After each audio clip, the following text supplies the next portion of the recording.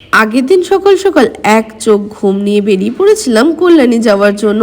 এদিকে টোটো করে স্টেশনে পৌঁছে দেখি অলরেডি ভাই ঠাম্মি পিসি সকলে চলে এসেছে। আমরা কিছুক্ষণ দাঁড়াতে এদিকে ট্রেনও চলে এলো।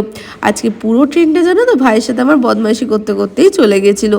এদিকে দেখো চুলে মাঝখানে সিঁথি করে দিচ্ছি, কি মিষ্টি লাগছে মুখটা। ও খালি বলছে দিদিভাই দেখাও কি করছো দেখাও। এদিকে কল্যাণীতে নেমে গেছিলাম আগে বাজারে, সেখান থেকে সবজি বাজার আর কয়েকটা শুকনো বাজার নিয়ে চলে এসেছিলাম বাড়িতে। ঘরে এসে আজকে রান্না করেছিলাম ভাত আর চিকেন, একদম সিম্পল মেনু। আজকে মিষ্টি, অনহিতা, তৃষা সকলেই আসার কথা। সকলে মিলে অনেক জমিয়ে গল্প করেছি, অনেক খাওয়া দাওয়া করেছি। বিকেলবেলা যখন বেরোলাম তখন দেখে আমাদের ঘরের পাশে যে বিবেকানন্দ পার্ক রয়েছে, কালকে 11ই জানুয়ারি উপলক্ষে সেখানে হবে অনুষ্ঠান, সেই প্রস্তুতিই চলছে। ওখান থেকে চলে গেছিলাম সাইড ভিজিটে। ওখানে গিয়ে দেখি আমাদের চিমনির কাজটা পুরোপুরি ডান, আর এদিকে গ্যাসের কাজটাও পুরোপুরি ডান। আচ্ছা তোমরা কি জানো আমাদের গ্যাসে এই দুটো নব কেন থাকে রেস্টুরেন্টে? একটা দিয়ে অল টাইম আগুন বেরোতে থাকে, আর একটা গ্যাস অ্যাডজাস্ট করার জন্য। মানে সত্যি কথা বলতে নিজেদের একটা কিছু স্টার না হলে জানাই যায় না যে এত রকম কিছু এক্সিস্ট করে।